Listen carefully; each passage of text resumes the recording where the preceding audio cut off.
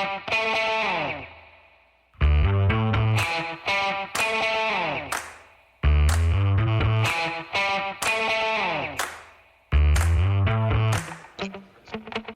folks. Welcome to another episode of Film Study. This is Ken McCusick. We're here to continue our expectations series. We're doing this pretty much all month, talking about two Ravens at a time, one from the offense, one from the defense, with a local analyst. Here to join me tonight is Coach DC. Coach, how you doing? Hey, man, I'm doing good. Thank you for the intro and calling me an analyst. I don't really know what I am at this point, but I was really humbled when you asked me to come on, and I think it's a really cool series idea that you have, focusing on one offense player and one defense player, and these are two guys that I really like, so I appreciate the invite. All right. So the guys you picked, Devin Duvernay and Michael Pierce, a couple of guys who certainly could make a big impact on this team. And I guess their impact is a little up in the air in both cases. So we'll talk about both of them. We'll start with Devin Duvernay. The wide receiver room over the offseason has gotten a lot more crowded with the addition of Zay Flowers through the draft, Nelson Aguilar via free agency, and Odell Beckham, of course, as well. Where do you see Devin Duvernay fitting into that group? I guess we'll start with that question. Yeah, I didn't anticipate, I didn't think about this much pre-show in terms of, where he would be, because I don't do rankings, but I guess you have to on some level, because you got to try to connect to people who, they hear that all the time. Wide receiver 2, wide receiver 4. I hate that, just to be straightforward. But having said that, I'll use it for the Duvernay question, because I think he's a slider. I think one day he could be, the number 2 or 3 guy, and then one day he might, quote, disappear from the offense and not really be a factor. But I think that's also a byproduct of just how much talent there is at wide receiver and tight end on this team. You've been following this team from a detailed standpoint longer than I have, but this seems like a uniquely talented offense with the depth that's there at receiver, tight end, and then, running back as well, assuming the health there. Yeah, I think it's assuming they help a lot of places. I mean, Bateman, their most important receiver probably, or maybe the second most to Flowers this year in terms of his ability to open up the offense, is just critical for this team. Mm-hmm. Duvernay, in looking at this, and I just did Nelson Aguilar today as well, and looking at the two of these, I know there's some questions with Duvernay because he's entering year 4. So he's age 25. That's great. UFA after the season. So he's playing for a lot this year. So you'd love him, to extract a great year out of him in a contract year, the way, a lot of players have ended up leaving the Ravens, leave on great terms with a 10 touchdown, 60 catch season or whatever. That's obviously dreaming in Duvernay's case, but it would be wonderful. But he's one of a very large group of fourth-year players on this team. And I just want to read this list really quickly because it's a little scary, the kind of rebuild they're going to have to go through. So Tyler Huntley at quarterback is a fourth-year player. J.K. Dobbins, we all know, is already kind of wants an extension now and obviously is a little bit probably gun-shy about getting hurt, frankly, in his fourth year. James Prochet, a fourth-year player. Devin Duvernay, a fourth-year player. Moving on, we have John Simpson, a fourth-year player on the offensive line. Sam Mustipher, a fourth-year player. At linebacker, we have Patrick Queen, of course, a fourth-year player. Malik Harrison, a fourth-year player. Deshaun Phillips, Christian Welch. So that's a large portion of the inside linebacker core. 3 guys who could be gone next year. Of course, you got Roquan signed long-term. Then on the defensive backfield, Geno Stone is a fourth-year player. He's the only one. That's a kind of a relief there. On the defensive line, 2 big ones, Justin Matabike and Broderick Washington.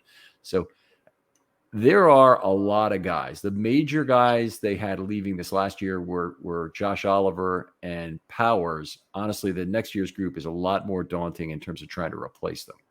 Absolutely, man. And for Duvernay, from a personal standpoint, for him, it's obviously a huge year. And I think that'll be what's so interesting about this team is if you can, I don't know if you can see, player buy-in, but when they're blocking for each other on offense, to me, that's buy-in. When position players are blocking, I did a video on Mark Andrews this past week where I thought I showed him with improved blocking in 3 different places, parts of the field. And for Duvernay, that's going to be a part of his game. And with as much as Monken is going to get the ball out there quick to the sideline, make people defend horizontally first. I feel like that's one of the things Monken does. I feel like he makes you defend horizontally first, stretch you out sideline to sideline, and then try to stretch you vertically a little bit later. That's really interesting because all we've heard about Monken has really talked about the every blade of grass nature of it, which you've got to assume, since the Ravens certainly already had the horizontal aspect of stretching defenses very well covered with Roman, that Monken's the difference would be we're going to see a lot more vertical stretching of the field. And I completely agree with you, by the way, that you still have to stretch the field horizontally. You still have to make that an attractive option for Jackson, a force the defense into stress, as Michael Crawford would put it, or just into decision making that can go wrong on how to deal with Lamar Jackson by spreading that field horizontally. And it's the threat of it at times. What I mean, I can't prove it because I don't have data, custom data. You know me, I don't rely on other people's data. I just don't. I refuse to. I'm Irish, so we're, too hard-headed for our own good. But I think that Monken strategically stretches the field horizontally first to plant that seed in your mind as a defensive coordinator, or even a defensive player. And then, the vertical stretch is obviously equally important, if not more so. But the threat of those two things at the same time is actually what is the most important, in my opinion. Having players, schemes, and shown the plays to the defense that will stretch the field horizontally and vertically. It really, the every blade of grass thing is a cool concept and it's cool to say. But I think Devin Duvernay to me is a guy who can do both. Yes, absolutely. And there's film of him doing both. I mean, part of the thing in my prep for this, I did write some notes, was look at the 2 touchdowns against the Jets in week 1 last year. The first one is on a fade route against man defense. Now, it was the Jets' 4th best man defensive back. So, you can say what you want there. It's still an NFL corner. It's still a guy who, and there was a defensive pass interference on that play as well. And Duve still caught it. Yep. And then the second one is another third down. It's a post route in the back of the end zone. Great throw by Lamar, wide open. Down. Those are both I think 18+ yard touchdowns. So like Duvernay has an impact horizontally and vertically, but at a time of Monken's choosing. And I think that's really the key to the offense now, is that they don't have to threaten you everywhere at all times. They just have to show it to you enough to keep it in your mind defensively as a play caller, and as a guy who's on the field with a helmet on, trying to figure out what the hell play are they getting ready to run. Yeah, I mean, I completely agree with that. I mean, you don't have to show everything on every play, but I think there needs to be better scheme this year. And by the way, this is always the problem when we talk, Coach. We talk about everything else, but I really want to see a spread of reads this year, as within the play call, such that it isn't always read one Andrews or Andrews nobody, which just seems to be a lot of the time has been you are totally correct. And that's not a shot at Lamar. That's just reality. Yep. There was a lot of times where we were focused on Andrews first and a little bit too long, and we didn't move from him quick enough. And to make things better for Lamar, to be a better coach, whether it's Greg Roman or Todd Monken, you have to go in the reverse order sometimes. Sometimes it's someone else, and 1, 2 is someone else, 2 other guys, and then 3 is Andrews. Right. And then you do that in practice, and you see, okay, is he getting to that third read quicker? And now we might have to have a conversation like, why are we getting to the third read faster when it's Andrews as opposed to Andrews 1 and then 2 other guys? Those are the real conversations you might have to have. Maybe not at the NFL level, but at the level I'm experienced too. Look, in terms of Duvernay, I did look up some stuff, and one of the things I want to say about him in terms of whether it's going to be a good season, what's a good season, what's a great season for him. Let me give you some numbers and interrupt me, when you wish. Through 8 games last year, you're talking about 24 catches, 3 touchdowns, 300 yards as a receiver, 75% catch percentage. Yep. In our Discord, we talked about, it was around that time. I don't remember where. I tried to scroll back today, and there's just too many messages there. You can't scroll back too far. And it's like a group text or group chat for people who are listening and don't know. After that, his production fell off a cliff after week 8. Well, there He were some had problems, and one of them is named Lamar Hunt. Is named Huntley. right, but this is even more than that. If people want to pull it up while they're listening, they're more than welcome to. Is go find his stats for the season and pull it up by game. He had 107 yards receiving in the next 6 games. In none of those games did he have more than 8 yards per catch. Now, I think there was one game there where he had 6 catches on 6 targets. But you're talking about a guy who had 24 catches through 8 games and then suddenly nothing thereafter, other than one game that was 6 catches on 6 targets. He only had 65 yards in the last for after game 8. Only Right. 65. I'm sorry, that's not true. 94 total yards after. Yeah. So at the same time that happens, him falling off a cliff in terms of production receiving, here's the other stats I wanted to read out. Weeks 1 through 8, punt returns. 11 returns for 166 yards. I think that's 16 and a half per return. Pretty good. After that, weeks 9 through 15, 5 returns for 24 yards. Now, some would say, well, that's a pretty small sample size, only 5 returns. Okay, but when you look at those two statistics together, I think you've got pretty clear evidence that the guy was not healthy, and even before the injury that put him out. And I can think of 2 plays. I have never seen Devin Duvernay not hustle. I have never seen him not give 100%, whether he's running the ball, whether he's blocking, whether he's catching the ball. I saw 2 plays last year where he didn't run his route. And at that moment, I thought something might not be right. Yeah, I mean, there were obviously Duvernay was on the field after something was wrong. There's no doubt about it. He had 11 fair catches down the stretch too, which is, you don't always look at that, but when you're not returning a punt, there can be multiple reasons why you don't do that. It's not just, I don't see a return open. It may be I'm here and I'm not the same player I was kind of thing. And he's still on there for the fair catch, which is, has value to it, by the way. Not getting the football is the worst outcome in a lot of ways with a punt, and allowing to bounce and go downfield. But, one of the things, Duvernay's health, obviously a big issue for this coming year. And it appears that things are okay now based on some of the OTAs and whatnot. But, we'll see if he's really at 100% when things come around. One of the things that has been talked about, but I don't think is clarified yet, is whether or not he'll even be on the team. So here's the combination of factors. First of all, the health factor, I think he's probably overcome that, but he makes $4.304 million this year, which can all be saved. Actually, that's not quite true, as I'm often reminded. The $4.304 million, if they cut him, they have to replace him with at least a guy who's making, $700,000 to whatever the vet minimum is. So they have to at least do that, but they can save most of that $4.304 million if they cut him. I don't think at this point that's likely at all, given the current status of Bateman, the remainder of that wide receiver room, and Duvernay's basically return to health at this point. I think it's very unlikely that they will cut him at that salary. Where are you on that?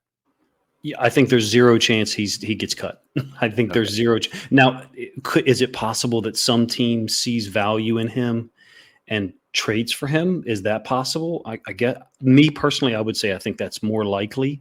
I don't really think either of those will happen. I guess because my judgment of him is solely based on the first 8 games last season, because that was him at his best. Now, of course, in a 17-game season, you're going to have to play at times when you're 92%, or, unfortunately, maybe you're 85%, depending on what position you play.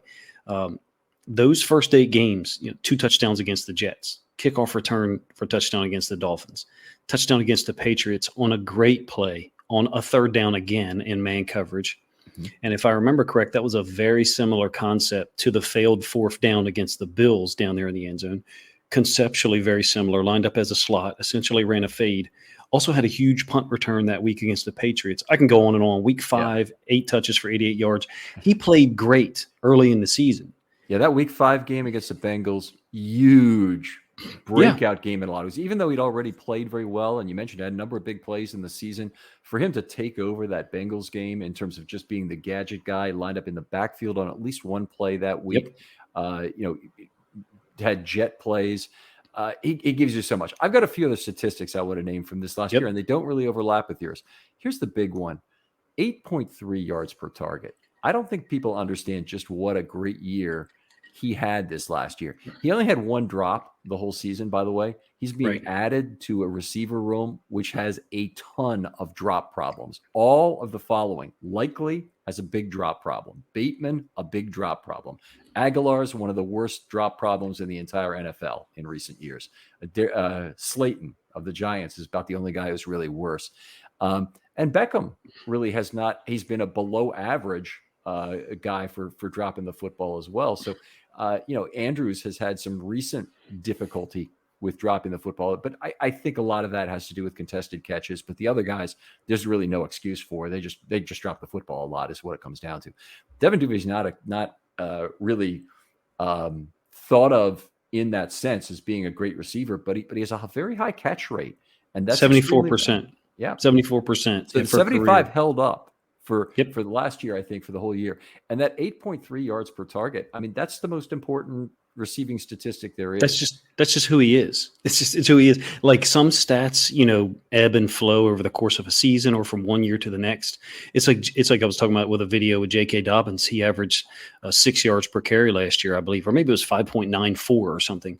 That's who he is. That's what he's going to do. This is a question in the case of Devin Duvernay, because he's 8.3 in his really great year last year, and the year before he had a 70% catch rate, but his yards per target was only 5.8.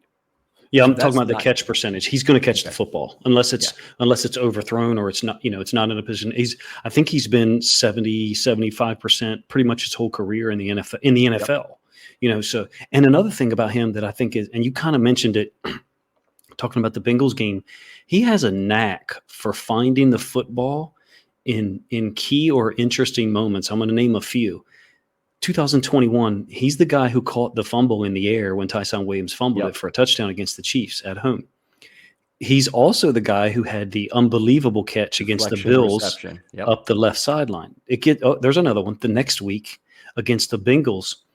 One of his jet sweeps that goes down for like a 13-yard gain was a called pass play. The ball gets snapped and hits Duvernay. It bounces. He picks it up and then runs around the edge. And you can watch the play and you can see pass sets by the offensive linemen. You can see receivers running routes. It was not a designed jet play. In my research for this segment that we're doing here tonight, I also found that he has 5 fumbles recovered in his career. Now, who knows if any of those, I know, right? Now he has 2 career fumbles. So it's possible that 2 of those were his own fumbles. So 3 other people's fumbles. That's remarkable. Still, I agree totally. For a 3-year player, so there's something about Devin Duvernay, and when he was given opportunities last year, and we were, mostly at full health offensively, even though J.K. was, certainly not healthy earlier in the year, he played fantastic, and that's what I judge him on.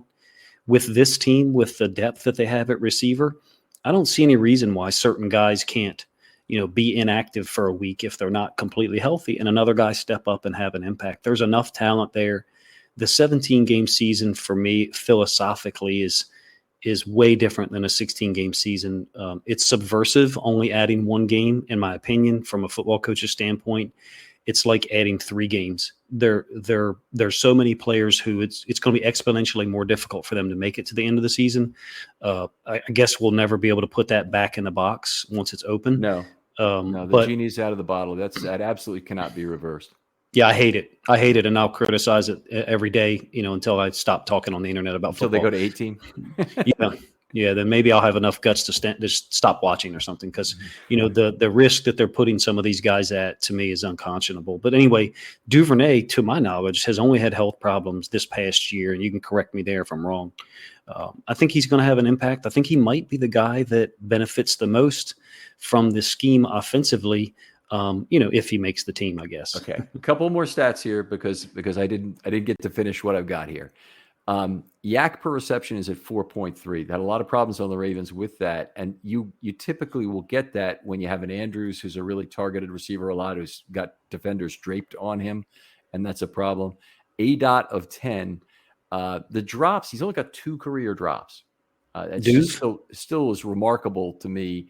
That he's in that great shape. But here's the other thing. In addition to this 7.2 yards per target career, that's not exceptionally good. The 8.3 last year was, and I hope Monken can get something close to him like that out of this.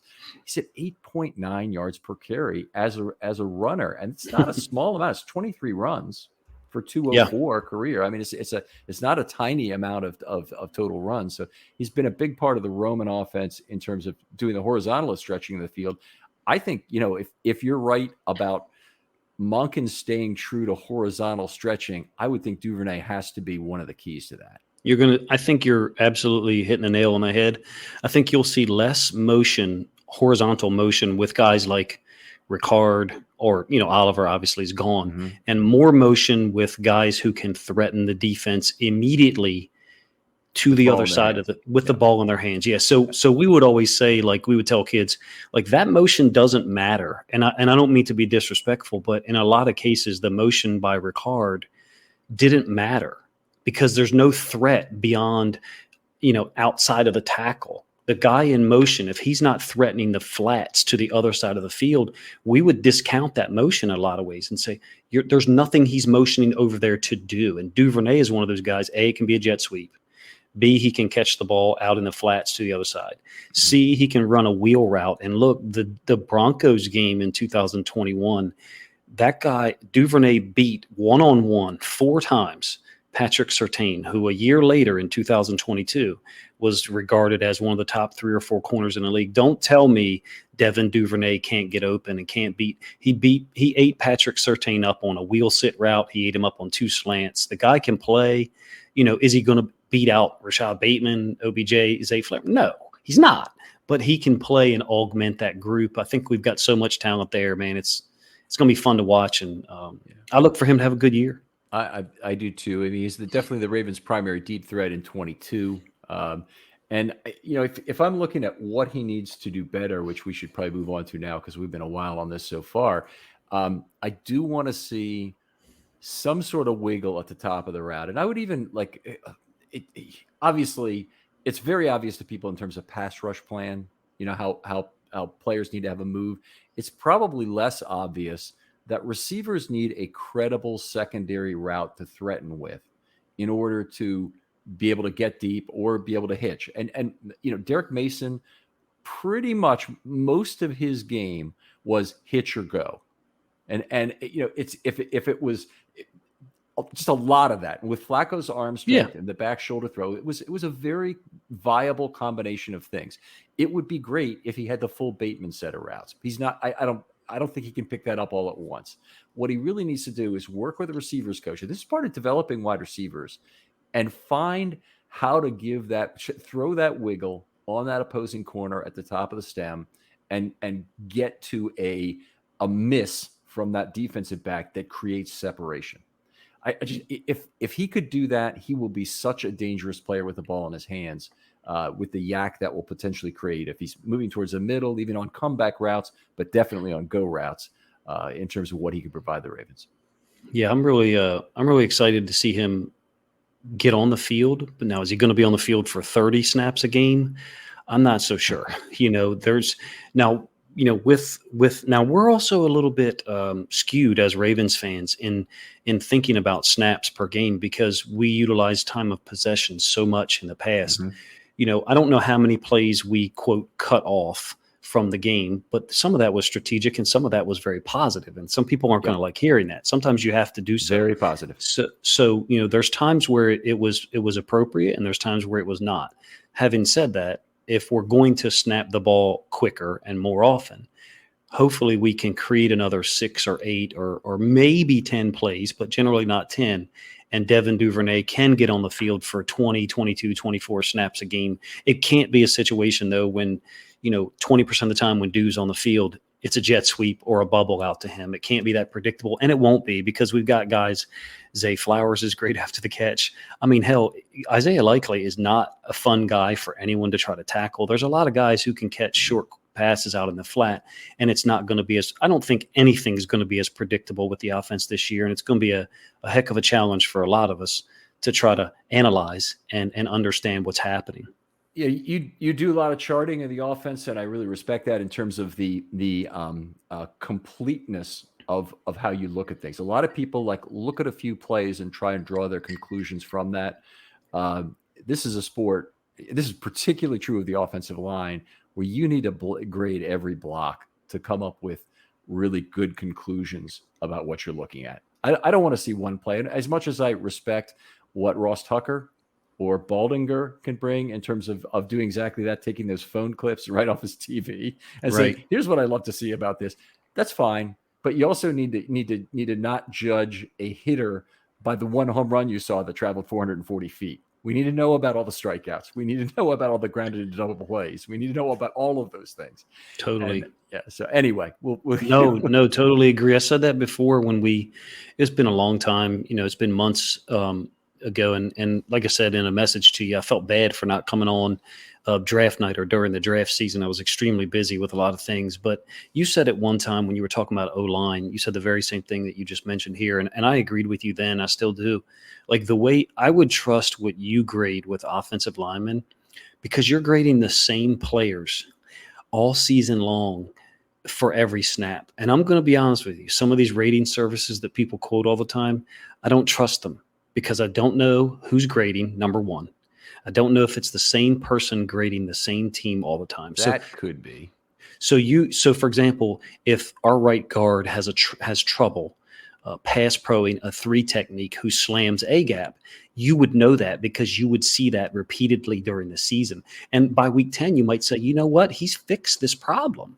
So my point is, I agree with you totally. You got to see the totality of the game and not just one or two plays. But, hey, those videos that people put out that have one play, they're fun stuff, and I need to do more of them because I'm too long-winded, to do a 5-minute video at this point. I will say there is a double-edged sword, exactly what you mentioned, is that you need to have you can't have 32 different people each doing their own offensive line and then comparing league averages to that, because you might have different grading standards. Right. So you got to have good review of your people individually, which, I honestly think the PFF grading that they're looking at, they basically come to the same conclusions I do. The thing I don't like is their relative weighting schemes. I think they underweight penalties. I think they overweight run blocking. I think, there's a couple differences in there. It's just, I would do it differently, but it doesn't mean their model's bad. It doesn't mean that there aren't elements of their model that are good. I would just keep their run blocking and pass blocking separate. And I think that then there's still a very valuable basis to look at differences between linemen across the league. I do appreciate your kind words nonetheless. Yeah, we used to, now this is a totally different level of grading, but we used to look at O-line grades the further we got into a possession. Because, it's high school kids. So you're talking about a 17-year-old who may or may not be a little overweight, especially if he's an offensive lineman, no disrespect, but a guy who on the 9th or 10th play of a drive, he was grading out lower than on the first, second, or third play. And then we started to look at it after being dumb for 2 or 3 years, we started to look at it. Well, wait a minute, that guy's playing D tackle for us too. It's no surprise. Okay. It's no surprise that on the 9th or 10th play of the drive, he's struggling because he just played 6 snaps on defense. So we started to get real strategic about how many two-way players did you have on your team? A lot? It kind of went in 3-year cycles. We would normally have, every 3 years, you'd have like a lot of two-way guys. And then you'd have like a 2-year period where you had strategically brought up sophomores 1 year and essentially brought them up maybe a half a year too early. Okay. And you gave yourself more depth. And the next year when those guys were juniors, you had a lot of two-way guys. By the really 2 best defenses I was ever able to blessed enough to coach. We had 9 one-way guys on both of them because we strategically brought up players. So, the NFL is obviously different, but I think they would still look at, some people need to look at, like Ben Cleveland, the 8th play of the drive. I would anticipate it's possible he may not be as efficient on the first or second play of the drive because conditioning has been an issue for someone like him. That's interesting. Offensive linemen play every play. Defensive linemen tend to rotate depending on team. The Steelers don't rotate their guys nearly as much as the Ravens do, for example. But so there are differences between teams. But I would think in general, since the defensive line is the position that needs to take the action to win. It's like kind of like ties go to the offensive lineman. If you want to think about that, it's you hear any defensive lineman talk, anybody who's ever rushed the passer says it's about the most tiring thing to do, play after play on a football field. And you're talking about 7 seconds of energy, absolute effort. Maybe, for defensive linemen, offensive linemen, it's a little less than 7 seconds. But, I'm talking about the average play length overall. Those guys got to do that repeatedly with a 30-second break between, 30-second intermission, 5, 6, 7, 8 times. That's the way you got to train players too. So that's the great thing about football, Ken, is that like the training for it is so specific. It's vastly different than 3 minutes of boxing or 45 minutes of running around on a soccer field. It's so unique and it's so special, and that's why we're all so passionate about it. I think both of these guys are going to have good seasons. If I was to turn it, I would say I think Duvernay's probably got a better chance of having a good year than Michael Pierce. All right, we'll talk about that when we get to Pierce here. But I want to ask you first, what is the thing you want Duvernay to improve? I mentioned a little bit of wiggle at the top of the route. What would you like to see? I'm just not sure. You're not wrong. You're absolutely correct in his personal skill development that would help him. But he just doesn't run a lot of dig routes. He doesn't run. Now, he did get a post for a touchdown against the Jets. I think he had a post against maybe it was the Saints where he was open, but we had already thrown the football. So he just doesn't run a lot of those routes in our offense previously. I think it'll be really interesting in Monken's offense to if anybody who's smart enough to do it, we get to week 6 or 7, those route tree graphics that you see from players. I'm interested to see if our route tree by player is more diverse, meaning you're not always getting a post route by Marquise Brown. You're not always getting a backside dig route by Rashad Bateman. If the roles are reversed more, in Monken's offense, making them less predictable offensively. So yes, I would agree with you that seeing more diverse routes there at the top by Duvernay would be helpful for his skill development. I'm just not sure that he's going to get all of those in this offense consistently. He might get 1 or 2 a game. He's not the speed threat anymore, which is not the only speed threat. Zay Flowers is now out there with him.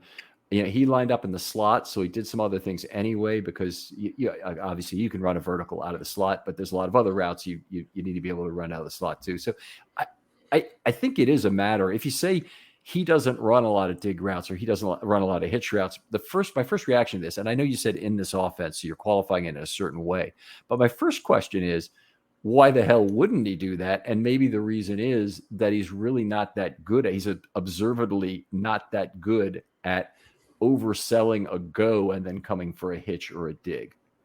And I don't know where the chicken and egg relationship is between this. Right. He doesn't do it a lot because he's not good at it, or he doesn't do it a lot because that's the way the offense is structured. Yeah, he didn't play X a lot for us. I do remember, that Denver game that I mentioned, he did line up at X. My guess would be 10, 12, 14 times that day. We didn't have Bateman, of course, the first 6 weeks of the season. And for whatever reason, Watkins was being shuffled in and out that day. So, but yeah, no, you're not wrong. I guess I would say I'd like to see him more involved, in quick stuff, but not always just bubbles where 2 guys are blocking for him. I'd like to see it reversed a little bit. Let's throw the bubble to one of the tight ends and let him go block. Then I love those plays that are the fake bubble and one guy runs, fakes like he's going to block and then runs up the sideline. I think we did one of those last year in 2022. I don't remember who it was against. I want to say Jacksonville, but I think Monken's going to bring that element where something looks like a screen. Oh, it's a fake screen and go. And to me, Duvernay would be a guy that would be a new thing for him, even though there's no real technique other than making it look like you're blocking and then taking off up the field. I think he'll be used in a diverse way, Ken. I don't think it'll be static. I think Duvernay will be used on jet sweeps. I wouldn't be surprised to see him in the backfield some. Yeah, I'd love that. The more multiple, the better. One of the issues with the Z receiver in the Ravens scheme is that the traditional boot plays that used to be a killer for Joe Flacco and Torrey Smith, and Joe Flacco and other receivers as well, but Joe Flacco and Torrey Smith, Steve McNair and Derek Mason, for that matter, in the year they played together, they are completely defended by the fact that Jackson is an exceptionally mobile quarterback. They already every backside edge defender, opposite the boot direction. Yeah, I know you know this, but I'm yeah. trying to tell the people who are on there. I know you know. No, Exactly no, what I'm you're talking good. You're good. about. So when he boots out right and the play looks like zone left, we mark it immediately on the score shot as zone block left, naked boot right. Okay, Mm-hmm. and he when he boots out, that backside edge defender is right on it every time because Should he's be. Lamar Jackson. If it's Joe Flacco, he gets away with it. He can eat a sandwich back there half the time because the backside defender just isn't on it. That's one of the unfortunate things about playing Z receiver in the Ravens offense is you don't get as many of those great opportunities on a go route where the quarterback has a lot of times to either pick up a PI or pick up an opportunity against a single defender on that side. Because you got a safety who's got to make a choice. There's usually a deep cross involved with that in between level 2 and 3 that is drawing that safety away. So anyway, I it's an unfortunate thing, but it's something that honestly Duvernay has had to play with that as a impediment. And it didn't hurt Marquise Brown too much, I wouldn't say, as a Raven. But it is something that with more mobile quarterbacks, boots are less effective. No, you're absolutely right. Like, first of all, your explanation of the concept was spot on, and then your detailed description of how Lamar's skills impact what might be available for other guys. And that's one of the unfortunate things about the way that football is judged. This, for me, that kind of goes back to what I was talking about earlier, in that I feel like it takes someone watching the same team. I'm not smart enough. Me personally, I'm not smart enough to watch one team 2 or 3 times and be able to tell you a whole lot about them. I have to watch 5 or 6 games before I really feel like I can. And what you just said is the type of thing that I think a lot of non-Ravens fans or people who don't watch a lot of Ravens games wouldn't understand or maybe wouldn't pick up on. Now, maybe it's just lack of football knowledge too, but to spin that back towards Durvernay, I think we're going to see a completely different passing game this year. The boot won't be as predictable. I don't want to get too sidetracked, but when the Ravens were under center and there was one back in the backfield, you're probably talking about play action 70% of the time, maybe more in 2022. NFL teams and defenses knew that. They know that. The D linemen, the edge players like you just described, are going to not go with the run fake as much, particularly if they're reading a block, which they all are. So all of your points there are on top of it. I think Dude's going to benefit in a lot of ways, mostly from having a more diverse and more prepared passing game.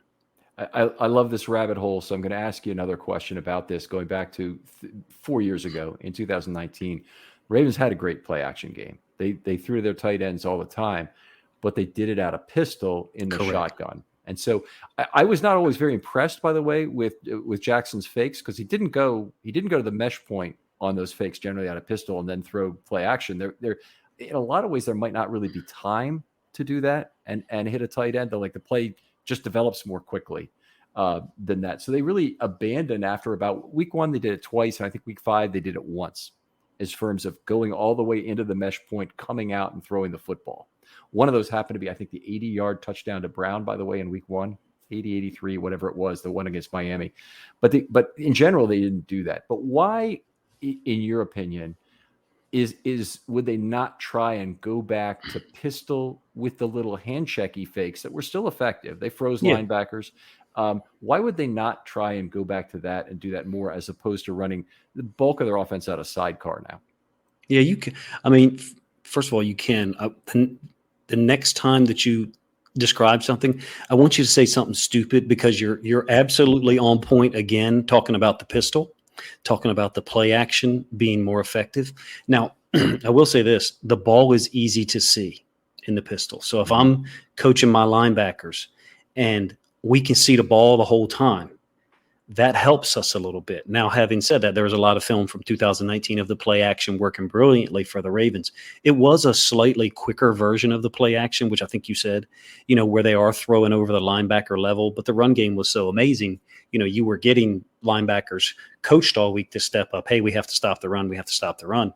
I have never been a huge fan of the pistol as an offense at all levels, but it was quite effective for us in 2019, and it continues to be effective for people across multiple levels. I feel like the ball is easier to see, and not to make excuses for Lamar Jackson, I have never thought that the play action technique out of the pistol was as effective and it didn't hold defenders for as long as it does from, under center. I forget who the ESPN analyst is.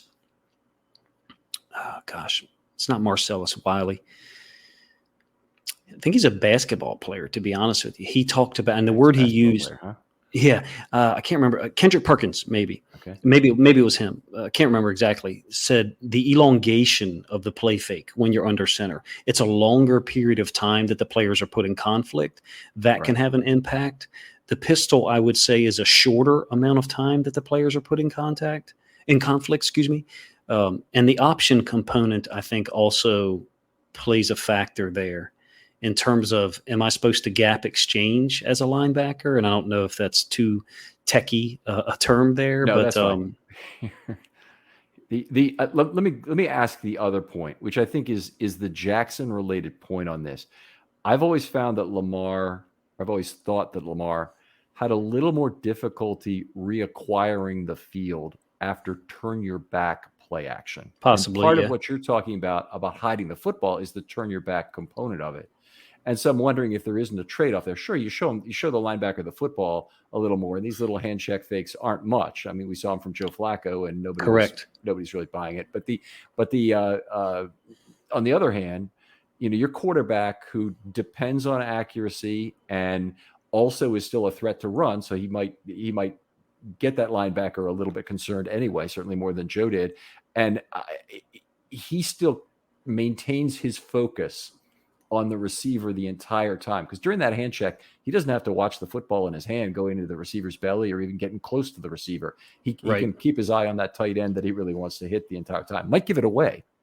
But, I think there is a trade-off there in terms of turning your back. There's a reacquisition of the field. If you're Peyton Manning, if you're Tom Brady, you probably know exactly where your receiver is going to be by rote memory. But if you're Lamar Jackson, I think you're still working it out. I have, every year, I'm guilty of it too. Every year, the fans in comment sections or whatever would say, I want to see us run the boot more. And I agree. I agree. But I never felt like it was as effective out of the pistol, number one.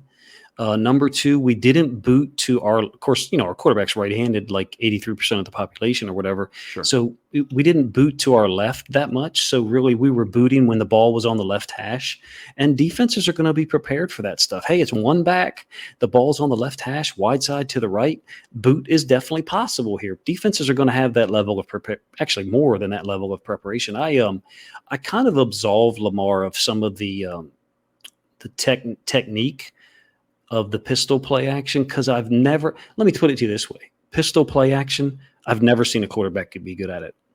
I don't know one. Other than Lamar 2019? Be good at selling the run fake. Okay, fair enough. Yeah, be good at selling. But he's good at he was certainly in 2019. He was the production, the production and the effectiveness. Yeah, I've never seen a quarterback who I was like, oh wow, I don't know who has the football for a certain period of time. It was very quick. And I think that's what the Ravens were going for last year. You can correct me if I'm wrong. I felt like there was a lot more under center play action last year. Look at Bateman's touchdown against the Jets. That was an under center play action touchdown. I believe one of the long plays to Deshaun Jackson last year, the one against the Saints, that was the fumble forced by Morgan Moses. That was an under center play action play. We were under center more last year to run the play action, which to me was too predictable in and of itself. We won't be predictable this year. I'm quite sure that Monken will, have us be far less predictable and hopefully have solved whatever play action issues we've had last 2 years, whoever the problem was. I don't think it was Lamar personally. All right, we got to bring it back here to Devin Durvernay. And, I love this conversation. This is the problem, is we can talk for hours on various things. I would say, if I were to pick up one other thing, and it's a fairly minor nit, because I think Duvernay is limited by who he is physically in terms of this, but I'd like him to become a little bit better run blocker. I know there's effort there. I'm not concerned about that. I think he needs to improve a little bit technique wise. And it may mean making more sacrifices going low on players, which is usually a losing proposition anyway. In level 2, the defenders are too quick. They get around that crap too easily. And that's what I always accuse linemen of, is lunging in level 2, over lunging. Keep your feet. It's the most valuable thing you have as a blocker in a lot of ways if you have feet and length. Durvernay doesn't really have length, so he might have to do some of the things you see a running back do against a larger man in terms of going low. And I think that's always going to kind of limit him, but it is an area where I'd like to see some improvement. Yeah, I think creating more conflict for the defender, for the individual defender, when you do have to block downfield, because I think that's what you're talking about, is situations where Duvernay's got to block downfield. Yes. It might be a run play, it might be a screen for someone else. Creating more conflict for the defender allows them to be less aggressive. And look, not to bring up old stuff because I don't want to, but there was a lot of stats last year. Part of it was because of injuries. Part of it was because of who was available, about run-pass ratio in certain personnel groups and certain formations. And if you're a defender and you're lined up at 5 or 6 yards depth and the ball's snapped, there's a 78% chance it's a run play. I mean, you're going to be coming downhill right now. It's going to make it a more difficult block for anyone, particularly a guy like Devin Duvernay, who's not, he's not 6'5", 255 pounds like Mark Andrews. So for me, there is a part of, maybe it's because I like Devin Duvernay so much, there's a part of me that is wiping the slate clean for some of our offensive players, for certain things, because of some of the limitations we had last year, regardless of the reason for what those limitations were. I think Duvernay is a guy who I anticipate, if you take his receiving stats from 8 games last year and you double them, you're looking at 48 catches, 600 yards, 6 receiving touchdowns. If you take his punt return stats for the first 8 games last year and you double them, if you accept my, assertion that he was injured the second half of last year, if you double those things, you're talking about 48 catches, 50 catches, 600 yards, 6 touchdowns, 320, 330 yards punt return, 16 and a half per return. That's a damn good football player to have when he's your 6th, 7th, 8th best weapon on the offense. Yeah, I knew there was one stat that I didn't mention from earlier, and this is important. I should have gotten this before. The passer rating throwing to him, and this includes the passes both from Huntley and Jackson, 115.2 last year. 115.2. You'd take that quarterback every day and twice on Sundays. Maybe, 3 times on Sundays if you could. You'd be playing triple headers. But anyway, you'd love to have that. He was just a terrific receiver last year. And part of the thing I would say is I don't think he needs to double what he did. In fact, I think if he could do what he did with Jackson over a full season, that would be plenty, because every year with every game with Huntley was worse. If he has 40 catch, if for just a numerical standpoint, next year, 40 catches with the group of guys we have is going to be tough to get to. I think so. With all the guys that are going to get the ball. Let's talk about that in the context of a good and great season, because we got to get this show moving here, buddy. Yeah, man. My apologies. No, it's my fault too. I went down all sorts of rabbit holes. Good season for you. What does it entail? Consistent, ability to be on the field. I don't think health is a major concern for Devin Duvernay, but I thought he played hurt last year for at least 3 or 4 weeks, prior to going out. Would he go out after week 14? After week 15, I think? Hold on, I'll get to it. I just had it up a second ago. Yeah, he missed the last 3 games of the season. And he did. Playoff game.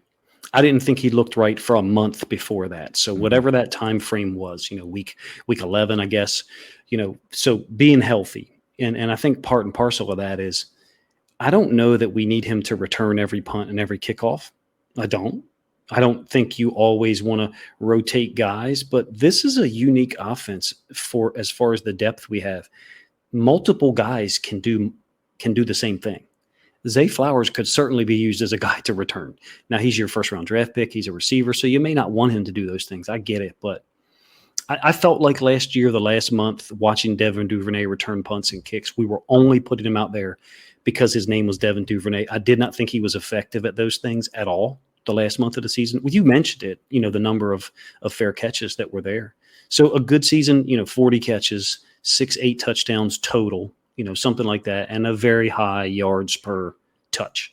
Yards per target, what would you – yards per I like yards per target, but if you mean yards per touch, you might mean per run and per pass both. I'm not trying to get at which. Correct. Absolutely. But you don't want to specify a yards per. I have a yards per target anyway. I'll do it that way, and you have a yards per touch. That's cool. I guess, no, you're not wrong in terms of yards per target. I would say more so it's the yard, people call it a dot, I guess. I want to see him targeted more downfield because there is film of him in the first 5 games last year in the NFL making those plays downfield. Now, even if he doesn't make those plays, I would like for defenses who are preparing for us each week to see, hey, when he's lined up in the slot and Andrews is outside, he will run a go. He will run whatever the vertical concept is. I just want defenses to have less efficiency predicting what we're going to do. And for me, having a diverse route tree, which is what you were describing earlier, is a part of that for every single receiver. Yeah, that honestly would be so useful to have. And to me, the thing is getting safety attention is what comes up in a good season for me. I want speed remain. I'll just read you my bullet points on this. Speed remains useful within Monken's scheme, both in terms of vertical threat and gadget plays. I think we both agree on that one. Draws some safety attention. Now, I'm going to kind of define it differently and qualitatively for both, but I'm just saying some safety attention in a good season. It cannot be consistently covered by one man. If he does that, he's basically any receiver who that's the only thing they will ever throw at you, either has to have a lot of productivity personally on a per play basis, or which usually will draw safety attention eventually, or they have to create plays for tight ends and Beckham, the guys who aren't as fast, but need to make use of space in the middle of the field. I'll say his snaps remain at 450 plus, and I forget what he had last year, but it was about 650, I want to say, and he's going to drop because of snap share, I believe, but he should gain because of about maybe 10% more snaps, I would think, in the Monken offense. The problem is that's also going to be about 10% more snaps against the Ravens defensively. That's the defensive line and some of the other positions where they're thin and they rotate. They're going to have a harder time, filling out that total snap count. The other thing is that if he gets 450 snaps, it means he doesn't lose too many to Aguilar. I just did the Nelson Aguilar show. If you haven't listened to it out there, please go ahead and listen to it. It's a negative episode in a lot of ways in terms of who I believe Aguilar is. Aguilar had a flush the toilet season at New England. Some of that, and maybe most of it, was due to Mac Jones and some weather situations and whatnot. 3 years ago, he was a hell of a player for the Las Vegas Raiders with 10.9 yards per target. Last year, 6.8, dropped the ball as much as anybody in the NFL except for one guy. All of his advanced metrics are in the bottom quartile pretty much of the National Football League among the receivers with 50 plus targets. And I look at Devin Duvernay and his per play productivity was tremendous for the Ravens last year. Not only that, he was playing in an offense where you wouldn't really figure him to get good opportunities personally because of the other personnel there. Right. So, his, productivity, I think, can largely be attributed to him and Lamar Jackson, of course, as well. But the previous year he had Lamar Jackson. He averaged 5.8 yards per target. So I honestly, I think the truth might be somewhere in between those two. And my target for a good season is 7.5 yards per target. No less than that in terms of the regression of his receiving. I think it's likely, and you mentioned bubble screens may become more of a thing, in which case his YPT is going to be reduced by those sorts of plays, which are not always by any stretch obvious plays intended to gain a first down. They're more akin to run plays. Yeah, it's just a jab. I mean, I know you're a boxing guy, so there you go. It's just a jab. I like, and now the whole evaluation of offense and even players to some extent is going to be a shifting target for all of us that like to try to be Ravens analysts, because the coverages people have played in the last 2 or maybe even 3 years, they're going to change.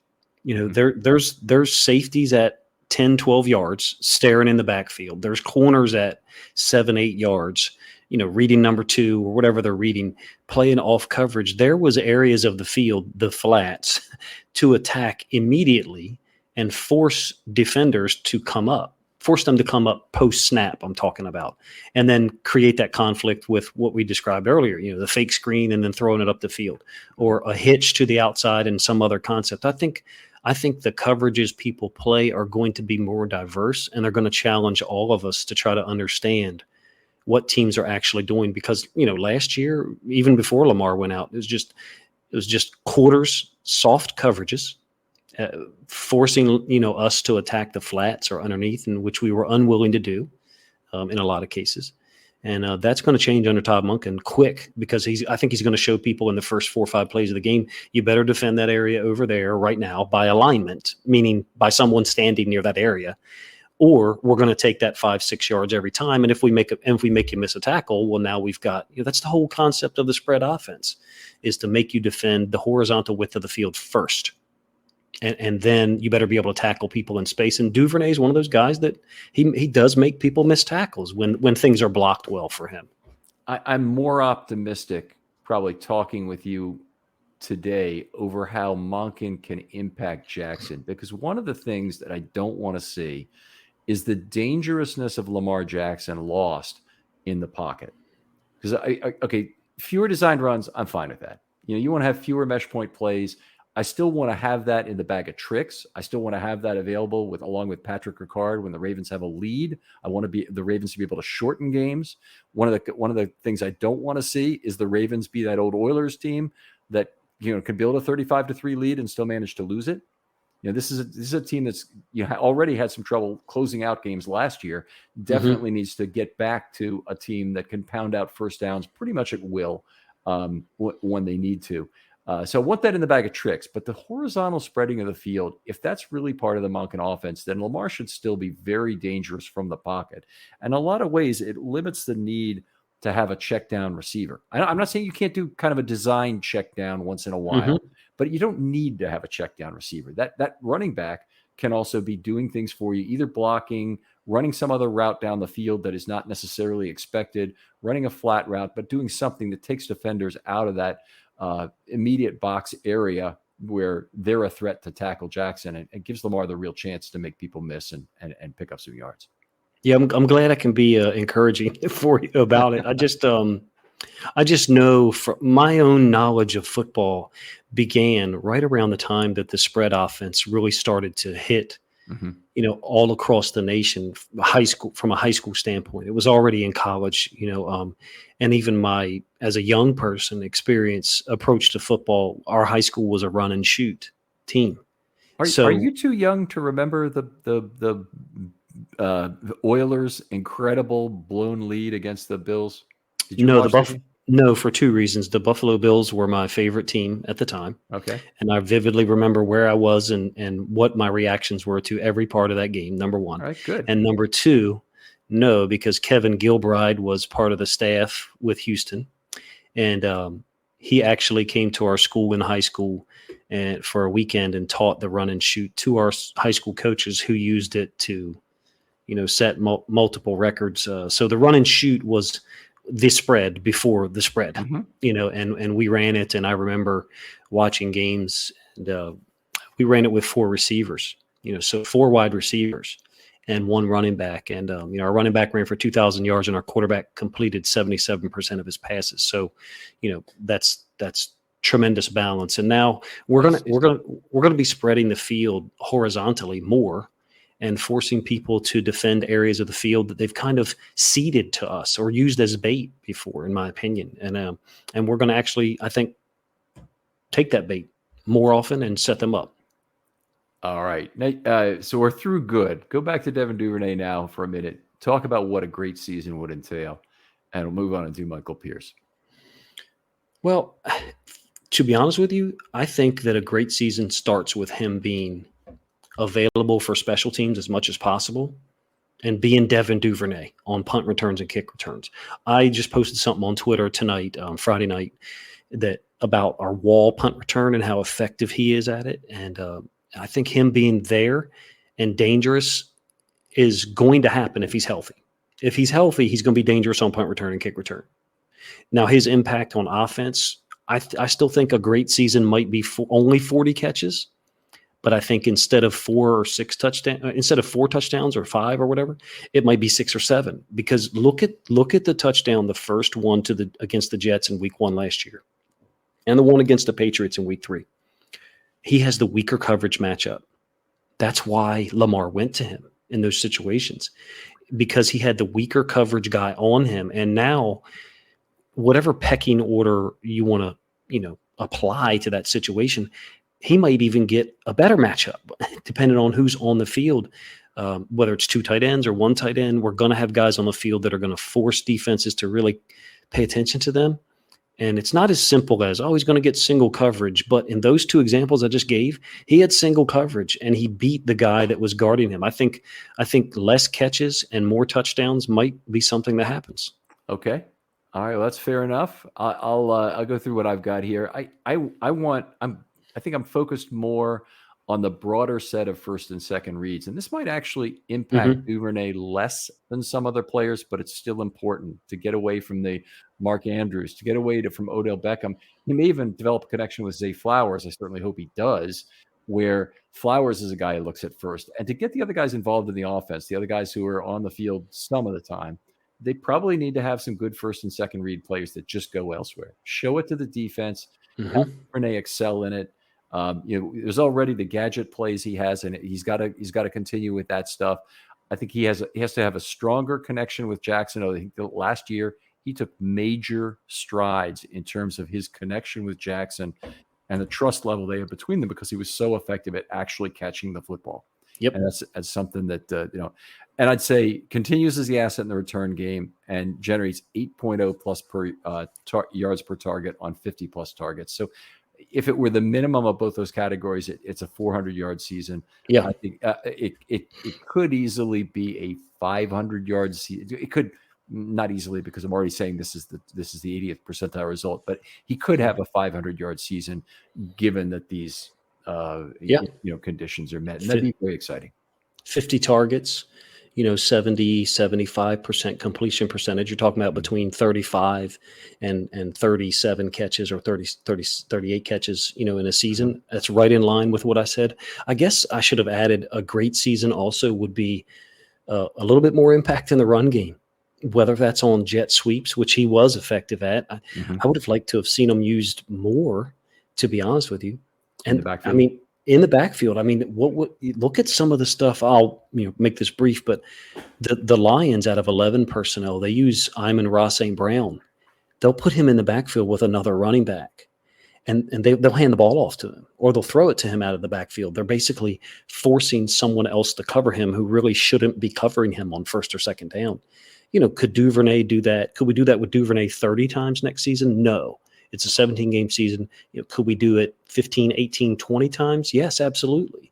One more, mental process for the defender to have to go through, whether it's a linebacker, edge player, whatever, is going to be the whole key every play. And I think Todd Monken, hopefully, if he's the guy I think he is from watching Georgia and other film, he's going to be a guy who adds elements and layers to the offense as the season goes on. And that's a very Roman thing to do, I think, in terms of that. And he had to, because the run game, really, it was so much dependent upon horizontal and not vertical stretching of the field that he had to get more complex as it went on. Monken maybe could rely on his starting playbook to start with, but agree with your comment entirely with the show it to the opponent 1 or 2 times per game. And the way you're talking about, if it might have been 1.25 times per game that they're lining up with Duvernay in the backfield. The nice thing about that is when there is advanced scouting, they typically go back 4 ball games to find out what are you really trying to do concept wise. And if you show them that, that's another thing they got to write up. And damn it, it's more work and more complexity to how they have to build their defensive game plan. No, absolutely. I love that. Absolutely. Sorry to interrupt you. I'm totally in line with that. Of course, nowhere near this level, but I will tell you, I've seen 3 people in my lifetime that we prepared for a certain things. And then we got to the game and we didn't see those things. And not things that we had seen, 60 times a game on film. I'm talking about something we had seen, 15, 18, 20 times a game on film. So we're like, this is a large percent of what they're doing. We would generally divide it by 50 and say, if it's 20 snaps a game, That's 40% of their offense. We need to prepare for this. And these three guys, I'm not going to name their names, but they, great coaches, and I respect them, but a part of me really dislikes them because I was like, the hours and the time that we put into preparing for those things, and then you didn't even show them. That feeling lasts with you if you're running a defense. And Monken can play both sides of that coin. I didn't show this for 2 weeks. I'm going to show it this week. Yeah. But then the following guy, he's got to prepare for it. And then I'm not going to show it. So, and then we beat your ass too. And then now as a defensive coordinator, you're like, oh, I gave up 35 and he didn't run those 6 or 7 things I spent time preparing for. I'm super excited. Obviously, you guys can tell from what I think the offense is going to be capable of. All right, let's move on. We got to be much quicker with Michael Pierce. Sorry to keep hustling you up here, Coach, but we got to do this here. You're good, man. We'll move on. Michael Pierce entering his 8th season. I'll set this up a little bit. Will be a UFA after this year. He's got void years at the end of this year's contract, as several other players do. Aguilar and Beckham, most notably. There might be another, but obviously the Ravens are going to have some rebuilding to do after this year. And it's not that Michael Pierce couldn't be a player they re-sign. He could very well be a right player, right price defensive lineman, given that Travis Jones is the only guy signed for 2024 so far. So I think you're probably going to echo this, but Michael Pierce's health is perhaps the most important factor for him. He's only played 11 games over the past 3 seasons, 342 snaps since he left Baltimore, and that includes 91 after his return to Baltimore. But that's not enough. Not enough. And I'll be honest with you up front. My analysis here of Michael Pierce is going to be way less data driven. So from your standpoint, it might save you as far as time. But I'm way less inclined to bet on Michael Pierce in 2023 than I am Devin Duvernay. Now, having said that, that's even though my gut, based on some of the film I've seen, my gut wants to bet on him. I'm going to be honest with you. Even, he's clearly talented. I think of one play against the Jets, and I think one play the next week against the Dolphins, where I saw like explosiveness off the snap, a jarring strength, when getting his hands on someone, and then the ability to redirect with speed. I don't know that we have a D tackle. The only other guy I feel like athletically that is as impressive would be Matabike. I'm talking about a surge off the snap and then ability to redirect somewhere else. But even Matabike, I haven't seen it the way that I'm talking about the forced fumble he had against the Jets. And there's one play against the Dolphins. I forget what the play was. I think it was a run play away from him. I want to bet on him. I do.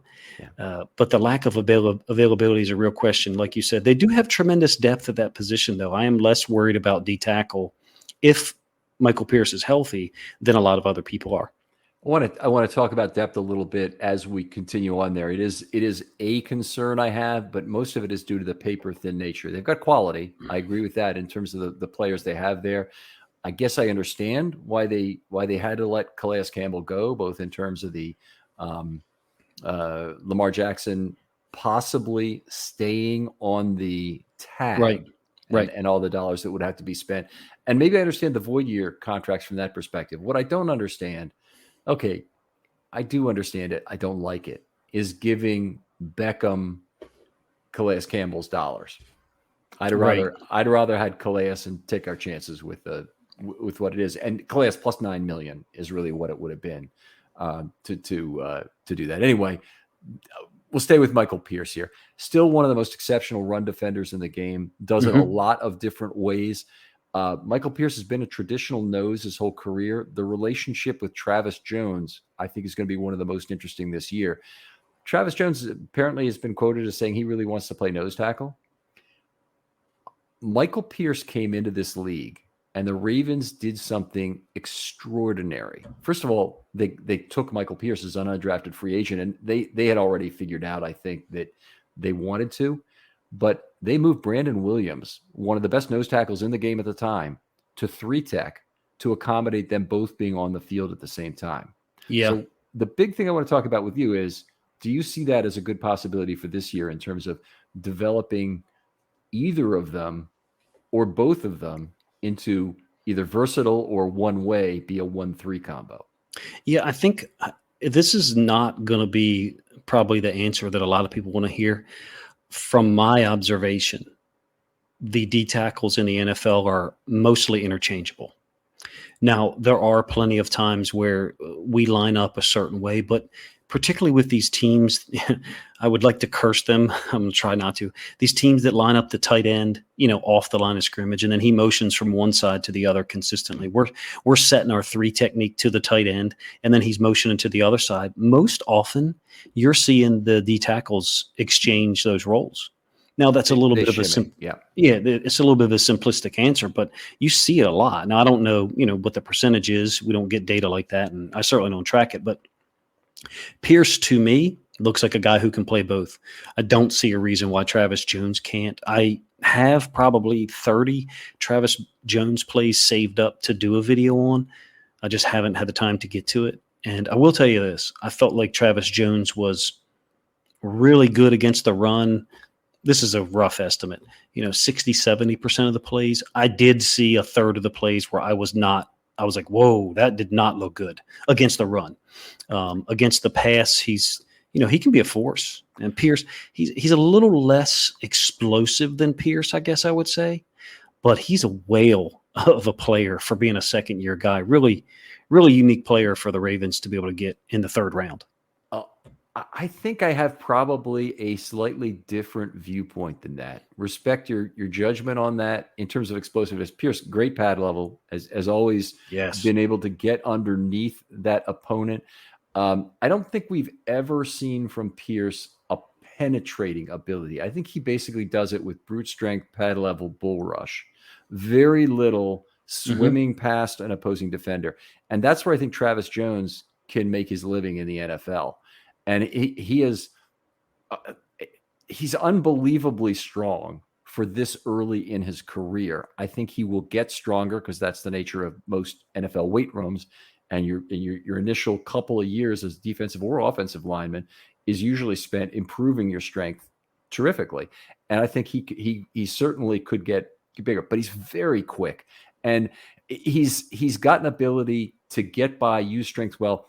One of the points, Brent Urban was on the show, the point he made was that Travis Jones is the kind of player, actually said he had seen him do it. I asked, okay, I'll set the whole thing up so people understand.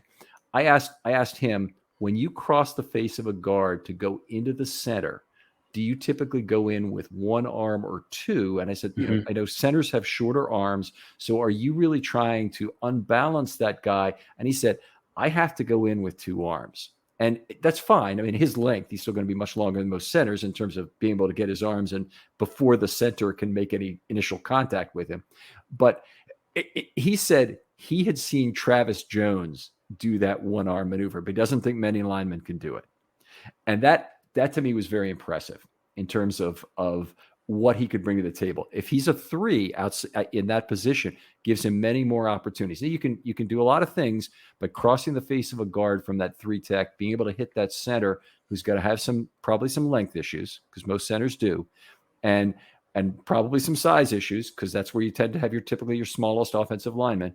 Travis Jones could be a nightmare for that guy if he gets a running start. Yeah. He also, to me, against the pass, he has a little bit more moves than a lot of other young D tackles. He's got a lot of, I think you kind of alluded to it with Pierce. You were saying, he's a little bit more just reliant on strength, and Jones is certainly strong too. I saw 2 reps last year where it was 3rd down, I think. So, he knew that it was a pass play most likely, but he had his move set up, so he's a unique guy as far as rushing the passer from a D tackle position. I suspect that he'll be on the field often in passing situations. I don't, we'll have times where we put mostly our rush group out there, and Bowser or Owe will move inside or whatever. But I think Pierce is a potentially dominant player. I don't think we need him 45, 50 snaps a game. If it was me, I would advocate for limiting his exposure because of the injury history and because of a 17-game season. 40 snaps a game, somewhere around there. I don't know that I don't think that Pierce seems like a guy who can play at 80, 85%. I firmly believe 2021 Calais Campbell played for about 4 or 5 games where most other NFL players would not have played. He looked less athletic, less explosive, And he had a big and snap count always. So more stiff, and there's just not too many Calais Campbells walking around. He's like George Foreman. He could win a heavyweight title at age 45. yeah, I like Pierce. I think that, I have no say clearly, but I would advocate for limiting his snap count early. Let's get him through 6 or 7 or 8 games. Let's see what we're getting out of him, and let's not ride him too much. Not that his injuries have been, usage related, but Travis Jones is in his 2nd year. Justin Madubuike is in his 4th year. Broderick Washington's in his 4th year. Michael Pierce is in his 8th or 9th year, you said? Mm-hmm. Michael Pierce is in year 8. So he's played 6 seasons, missed an entire season. This will be number 8. Yep. Yeah. I feel like utilizing him strategically. There's a lot of salary tied up in him. I don't know what the number is, but you're going to use him because he's a very good player. I think the Ravens defense, unfortunately for Michael Pierce, he gets kind of lumped into the defense in the first 2 or 3 weeks of the year. The balloon lead against the Dolphins obviously was huge. But so many other guys came back that were, played a role in the Ravens defense figuring things out. Marcus Peters came back. He didn't have a Marcus Peters season, obviously. He didn't have a single interception, but Tyus Bowser came back. We traded for Roquan Smith. Kyle Hamilton. Think of Kyle Hamilton the first 4 weeks compared to slot corner and was great. Yeah, totally different. So the defense got better. So I think some of us, probably myself included, we kind of lump Michael Pierce in with that questionable defense of early in the season, as opposed to what it became by the end of the year. I mean, it's not unfair because Michael Pierce's availability has been such a problem the last 3 years. Michael Pierce was a consistent 500 snap defender in his time with the Ravens the first time around. Played 375 his very first year as an undrafted free agent. That's really high. By the way, Jones played about 30% of snaps. Let me get that. 30.4% of snaps that were not penalties last year. And that would have been not quite at the level, well, not really nearly at the level that Michael Pierce played as a rookie in 2016. So it's Michael Pierce clearly has not been an Iron Man these last 3 years. He's had a lot of problems staying on the field. What I like about his play is that his overall level of play really has not dropped off. When he's been healthy, he's been pretty much that same great run defender and effective pass rusher he's always been. I don't think we've seen a drop off in play because of injury, which is really right. I agree, and I think he's a guy that, as a coach, someone could say, "Hey, look, Michael, in the first 6 weeks of the season, where our plan is 30, 35, maybe 40 snaps a game because we want you here in week 17." Those are the types of things that a position coach can say. Maybe a head coach can't. And you certainly can't allude to in the media. And we'll never know about those conversations at all unless players detail them. But we'll see the actual snaps and rotation, so we'll know. Right. I just feel like it stands to reason that I think they do have depth there. Madubuike, Jones, and Washington. And Brent Urban is a different player. He's a little bit more of a 5 technique, 4-eye, 3 technique at times. Whereas Pierce and Jones are, like you said, nose tackle, 3 technique, exclusively guys. Yep. And even Madubuike to a certain extent. But there was times where Madubuike played outside of tackle and just was an ass kicker last year. I want to talk about that briefly because Madubuike is one of the big fears about snap count in this defense. He played too much last year. He played 59% of the snaps, led all the defensive linemen. And the Ravens play rotationally. If you look at Madubuike and the games where he played fewer snaps were generally more effective. And also he wore down in the second half of the season and was less effective. Those two things combined tell me reduce his snap count. I think he'd be a much better play at 47%. And one of the reasons I want to see this 1-3 combo I'm talking about so much is that if those guys are in there at nose and 3, then you're going to give Madubuike off more time on first and second down. Mm-hmm. And keep him fresh for the pass rush downs where you really need him. Yeah.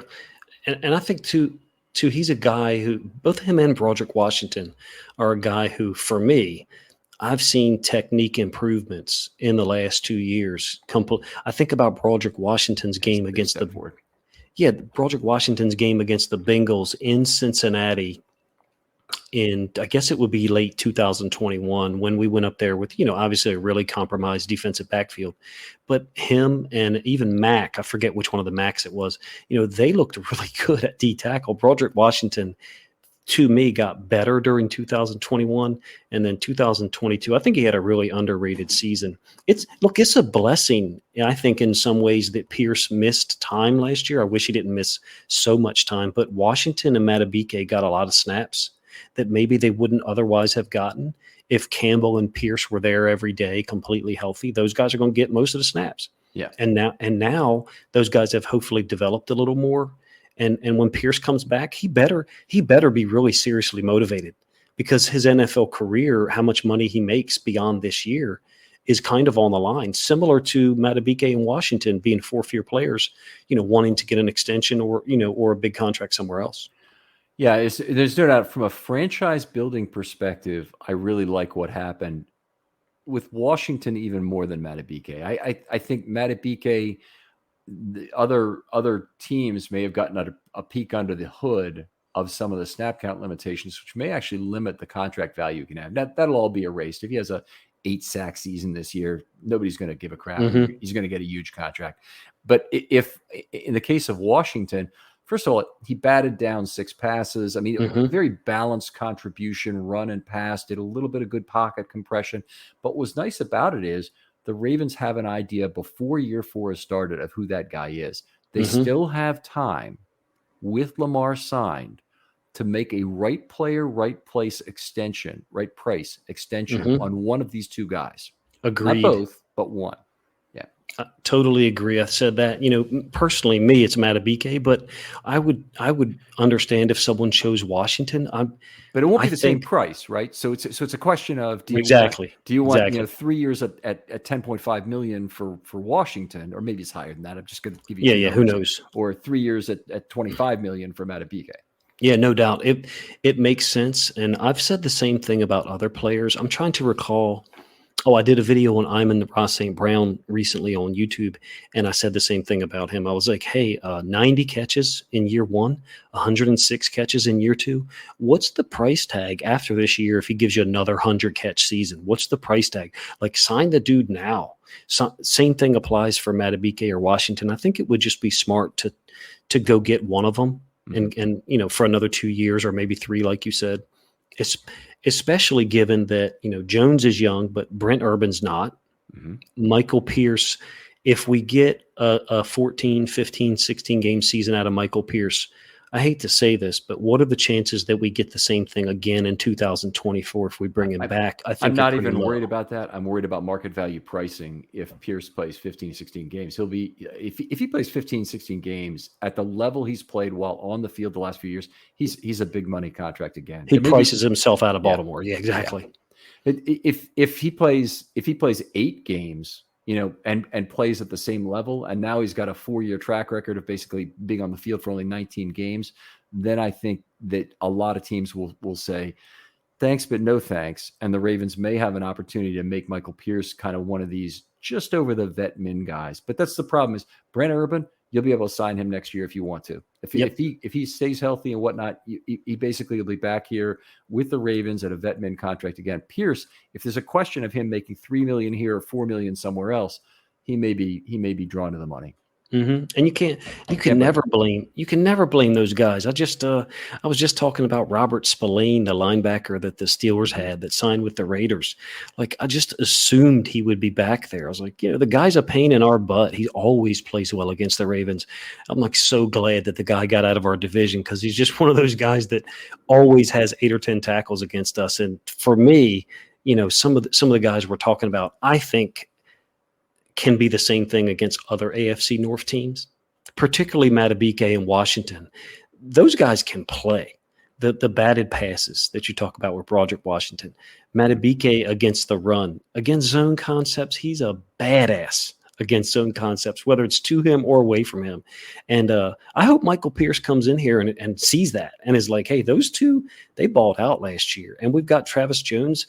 I need to be here. I need to be available, and I need to be ready to go from day one so that, those guys don't take my job. The NFL has a short memory on what you've done. Like, if Pierce isn't clearly our best or second best guy through a month of the season, depending on what the salary is, you never know what teams do in this day and age. So I hope he's motivated, totally healthy, which I suspect he is, and ready to rock and roll from day one, because he could have a huge impact. Yeah, he'll be active certainly as long as he's available this year. I don't think there's a question about that, but there is a real question about his NFL future if he can't stay on the field this year. Let's jump right in. I did two other stats I want to mention for Pierce before we jump into a good and great season. The first is the guy has still only been penalized 4 times in 71 career games. So that's remarkable rate of not getting, and inside guys, and he's a guy with a pretty good get off. Still to not jump off sides, more than that is unusual. He's a guy with the kind of strength he has who could be, Casey Hampton was kind of the master of doing this and getting away with it a lot, but still being flagged for those defensive holding calls when he's grabbing onto 2 offensive linemen's jerseys at the same time. Pierce is a guy who could be, could have been falling victim to that, but he hasn't. And, hands to the face, all the other things. I mean, that's hard to avoid penalties at that rate. The other thing is he's only missed 9 career tackles per PFF. PFF is pretty damn harsh on missed tackles. PFR, on the other hand, is pretty easy on missed tackles. They'll give you a lower number, as usually that's the case. I think actually in this case, PFR had him for 1 more missed tackle over the last several years, which is unusual. When I look at both, I usually see that they have a difference there. But in any case, 9 missed tackles or 8 or 10 or whatever it is, a 5% missed tackle rate is really good, even for a defensive lineman. And those guys are not easy to replace. And in Pierce's case in particular, I think he's really also been an excellent pursuit player for his size. Yes. Oh my God. Yes. That's one of the things that I had written on my notes here. I kind of went away from him, but no doubt. I saw film of him from week 1 of 2021. I guess it would be the first game he played with the Vikings. They played the Bengals. He had 2 sacks, 2 TFLs, 2 other quarterback hits. He had 7 tackles. He was like utterly dominant. And I think he only played 43 snaps that day, but I don't have that information in front of me right now. My point is, I totally agree with you. He was able to pursue from a D tackle standpoint. And look, those D tackles that pursue from inside out, if they catch you on a cutback, that's a different type of hit. Look at the fumble he forced against the Jets. That the impact that he brings, man, if he's healthy and available, he's a force multiplier for the Ravens defense if he's there, because he's a legit run stopper, in my opinion. Yeah, he's one of the best still, and that's the thing. The other thing I love in terms of pursuit from defensive linemen is if there's any kind of juke happening in front of a linebacker, in front of a safety, and it's 6 or 8 yards down the field, that's a fumble waiting to happen. If a defensive lineman catches you from behind, I love to see that kind of hustle and the opportunity to have those second man plays. There, and I have said for a couple of years that one of the things about the Ravens defense that's been less consistent has been our ability to defend the run game out of 11 personnel. If you look at what the Steelers did to us in Baltimore, a lot of the time we were in our nickel defense. So 4 down linemen, or 2 outside linebackers, 2 D tackles, whatever you want to call it, 4-2-5 nickel defense, and we had trouble defending the run game from that. Your defensive tackles that can be physically dominant against either single blocks or combo blocks like Pierce can. They can really impact the offense's ability to call those plays in the first place. It's not just their ability to stop that play, it's their ability to take that away from the offensive coordinator as an option anyway. Now, it's interesting you say that, and I don't disagree. In basically the last year, and I think pretty much the Patrick Queen era, that they've had difficulty. Now with Roquan Smith, I think it's really already reversing itself. But the absolute hallmark of the history of Ravens defense has been the ability to stop the run consistently when the other team's in 11 personnel. And you sacrifice a man in the box. You always have 6. You're playing 5 defenders. And they've gotten some contributions from that slot corner. They've got some contributions from safety. But basically, you think about the quality they've had at each level of that. I think the outside linebackers, well, they had Terrell Suggs for the bulk of that time in Ravens history. They had a Lodi Nada for a large part of that time. Where they didn't have a Lodi Nada, they had other incredible space eaters on the inside, from Adams and Siragusa to Nada to Kelly Gregg to other players. They had Jarrett Johnson manning the other side, and then they always had great inside linebackers. But that is, if I had to pick one single characteristic in the history of Ravens defense has been a common thread, it's the ability to stop the run when the other team's in 11. Yep, no doubt. And we got chewed up by the Steelers twice in the past 2 years in that situation. Not just the run, it's the run pass conflict. Mm-hmm. The game in Pittsburgh 2021, which I think was the last time we played against Ben Roethlisberger, I believe we lost 20-19. I call it 11 personnel hell. They basically went 11 personnel, stayed in 11 personnel for most of the second half and chewed us up. And they did the same. That was a game in Baltimore in 2021, Ben Roethlisberger's last game against us, I believe. Maybe I'm misremembering the years at this point, but I think that was the 2019 game where we had the failed 2-point conversion to end the game. All I know is I have the possession saved on my computer, and occasionally I look at it because I'm, in all defensive coordinators' minds, you're like, how do I stop the run and the pass from my nickel front? If the other team can find a way to insert, a seventh blocker in there, you got your 5 offensive linemen, a tight end, H-back, whatever you want to call them, and then maybe another receiver or the receiver. The Pittsburgh Steelers had 2 this past year. I didn't even know whether they were tight ends or receivers at the time, so maybe it was 12 personnel. But in any case, the Ravens were nickel to defend it because Kyle Hamilton was on the field. And to me, Michael Pierce being available is a big part of just planting a seed in the offensive coordinator's mind that, hey, you're not going to be able to get 5 yards, 4 yards even maybe on that run concept. So what you think is going to be 2nd and 5 is really going to be 2nd and 8. And now our nickel defense looks, is even more prepared for that situation because we're stronger against the pass. Right.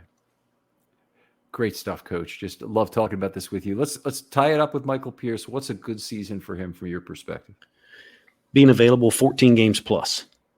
With the 2 or 3 games missed being intermittently during the season and not 3 in a row at the end of the year, the last 3 games of the season. And then he missed the playoffs. Yeah. Okay. Yeah, exactly. And then I also think that his impact might not be judged accurately from a statistical standpoint, because I think there's plays where he went. Matabike is the same way. There's plays where he wins on the front side. And so that zone or that stretch concept gets turned inside. Essentially, show up as a tackle. You're saying somebody else gets credit. Yeah, exactly, and it makes the inside linebackers move shorter.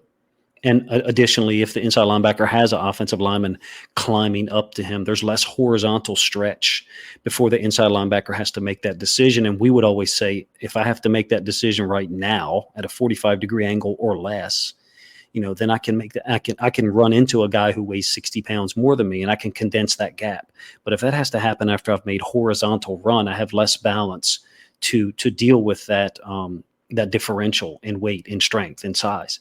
Yeah. And so those guys those D tackles who can win on the front side, I feel like they make it less of a choice for the running back. They kind of force you to declare earlier, and our linebackers, can just fill downhill right now. Yeah, definitely agree with that. By the way, what I call that concept is, you could call it denying space. You can call it bifurcating the field for that running back to make him make a choice. A lot of it, results in a bubble where the running back needs to run around somebody. Usually involves pursuit and a run down that way. But all basically penetration, which causes any sort of a stop or slowdown of that running back. 90% of it anyway is good. There is some cutbacks and zone runs, that are planned anyway, are kind of the big exception to it. But generally speaking, you get in the backfield where the running back didn't completely expect it, it's a good thing. Yeah, no, I agree.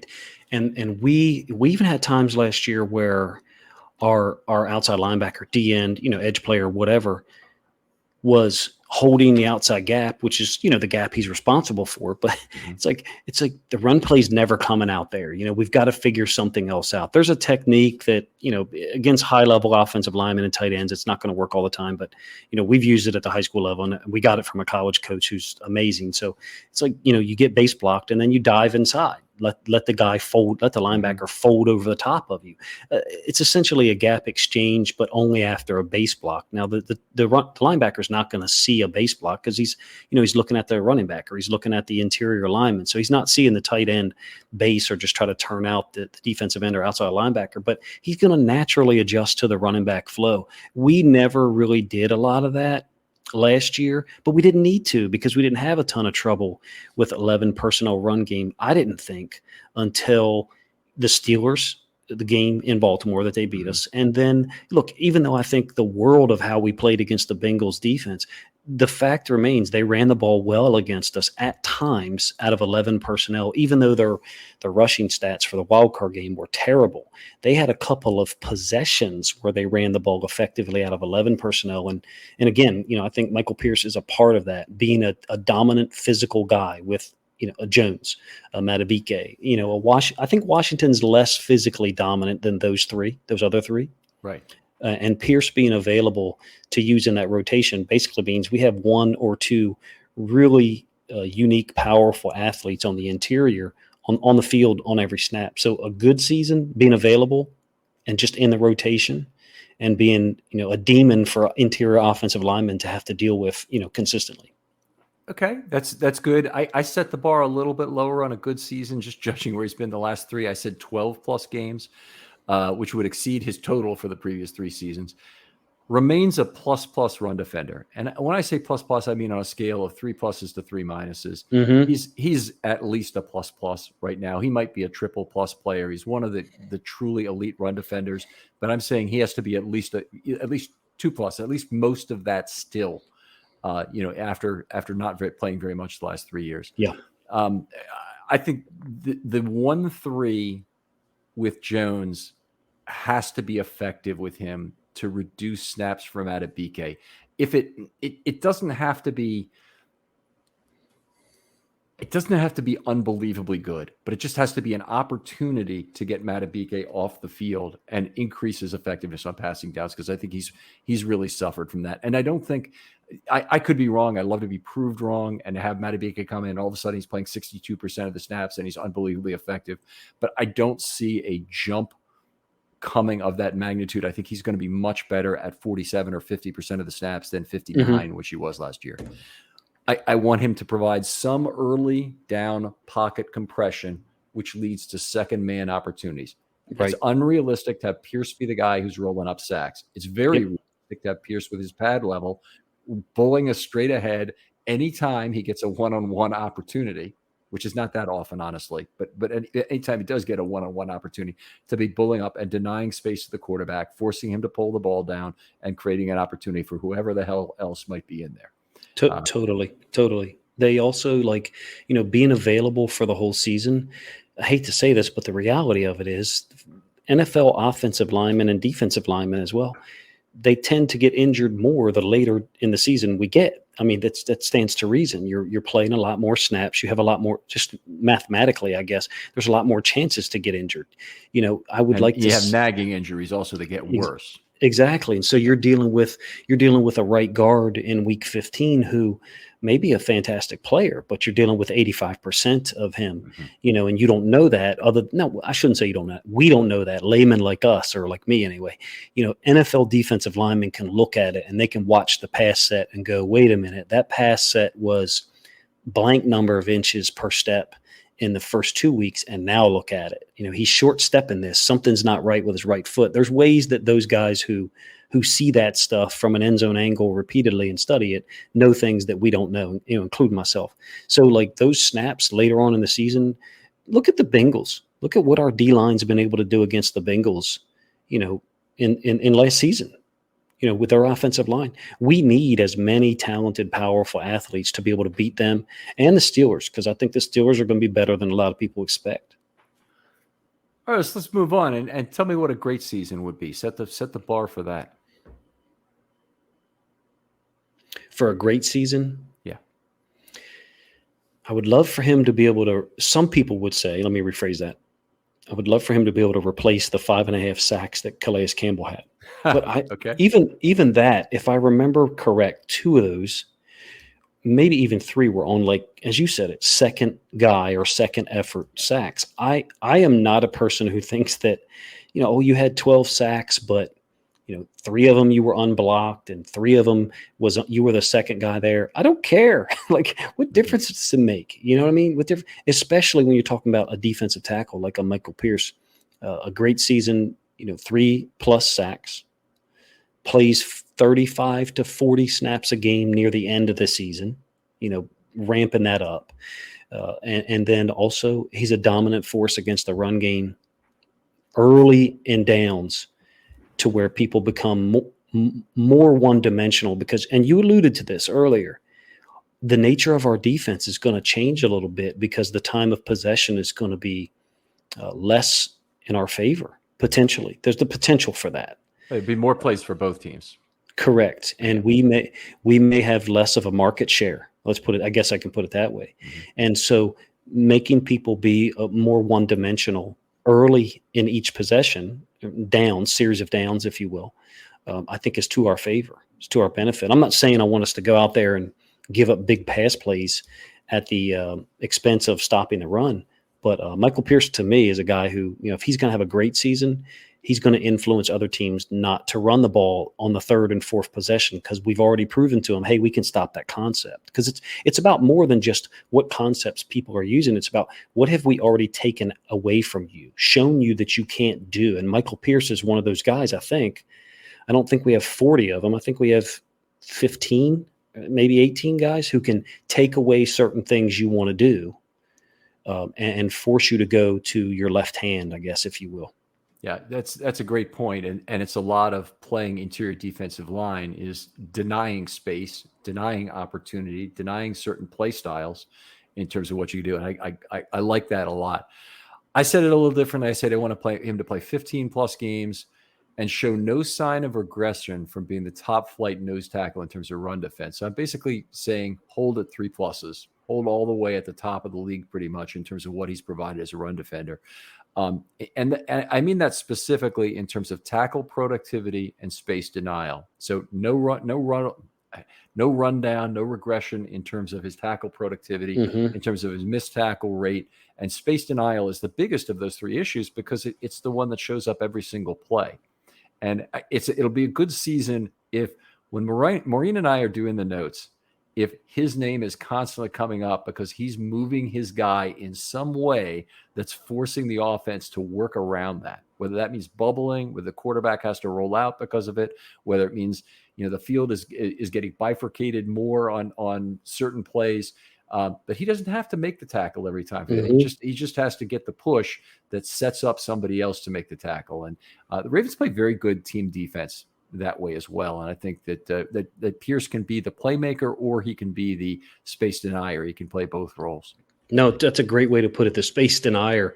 And we talked about his pursuit as well. If someone else, turns the ball inside, with that pursuit, once he gets moving, he's a real handful. It's like that forced fumble against the Jets. I've watched it probably 6 or 8 times, and I'm just amazed by it. I'm like, that's a D tackle who got out there and did that. He's a unique player. Like I probably downplayed him somewhat, talking about the injuries a lot, but he's a unique player. Don't worry. I have one more demand out of a great season for him is that I want the 1-3 to be used and work. And right.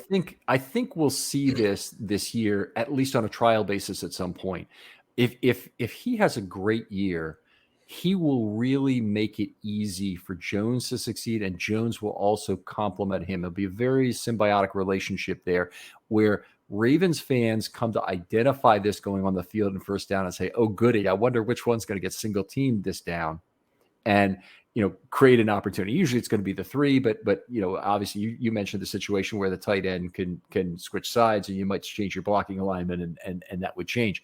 Even if we just see that other teams have to deal with that. So maybe now the other team has to use their motion to move inside the way the Ravens have in the Roman era and create an additional double team on the inside to try and run the ball.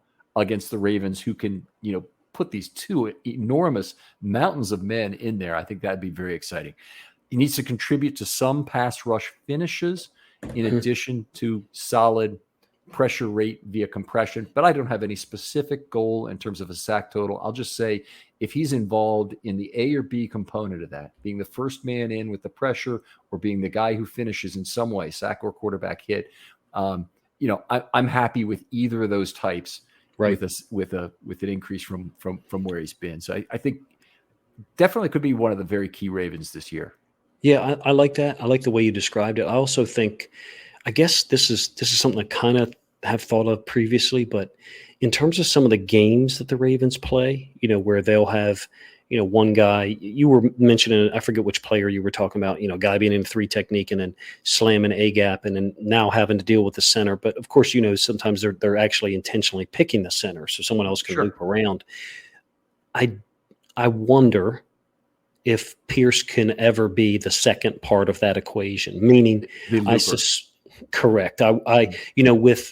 Even though we both agree that, he does have great pursuit from an inside out angle out in space, paradoxically somehow, I'm not sure I wonder if he's on the field for 50 snaps and we haven't run any particular stunts. And at some point during the season, teams are like, hey, wait a minute, when Pierce is on, they're not running this particular stunt. You picking up on what I'm saying? I'm absolutely picking up on what you're saying. And I want to go back to an example to say, I think this really could happen if the Ravens just decided it was going to happen. There is one player in Ravens history, and no one will get it unless they've heard it before on the show. That's what I would basically say with this. But I've always been dying to interview this guy if the Ravens can get me his current contact information. Okay. There's one guy who stunted more times as the over per snap than any other player in Ravens history. And it was not anybody you'd expect, but it goes back to the early Ravens years, and it's James Jones, who was the nose tackle. A very similar kind of build. He had some quickness. He did generate some sacks career. He'd be more like a Jones player, I think, than a Pierce player in terms of being an overpowering player. He's more of a quickness player. Still, he's a nose tackle. And he did some amazing things. He played 91 snaps, 90 or 91. I forget what's the exact number, because it was a total, I believe, 91 defensive snaps they played in that first game, the first year, the overtime game that they won against the Rams at home. 37-31. He played 91 snaps in that game, he's one of only several Ravens defenders ever to play 90 in a game. And he's the only defensive lineman to do it. Wow. Remarkable day. And he just would stunt all the time in the Marvin Lewis defense. And I love that. But anyway. That's a lot. Yeah. 90 snaps. I mean, at that level with the type of effort that you're putting in and the size of your body, how much oxygen you've got to get. That's amazing. I knew one athlete that we coached who played two-way starter. He played 143 snaps one night.